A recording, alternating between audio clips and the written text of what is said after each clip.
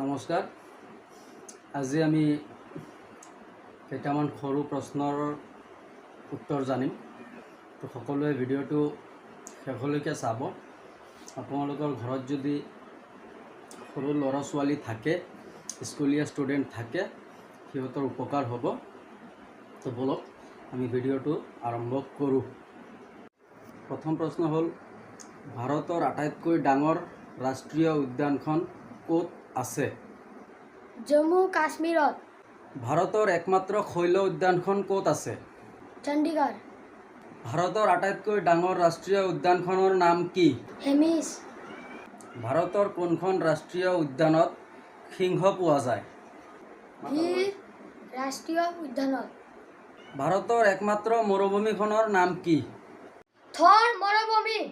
ধৱলগিৰি শৃংগ ক'ত আছে? নেপালত আছে।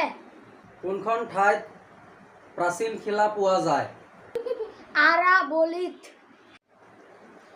ভাৰতৰ মুঠ ভৌগোলিক এলেকাৰ বনাঞ্চল কিমান শতাংশ? 23%। ৰাষ্ট্ৰপতিৰ ভৱনটো কোন শিলাখণ্ডত অৱস্থিত? ৰায়ছেনা শিলত অৱস্থিত। হিমালয় পৰ্বতমালা কোন শ্ৰেণীৰ পৰ্বত? আগ্নেয় পৰ্বত।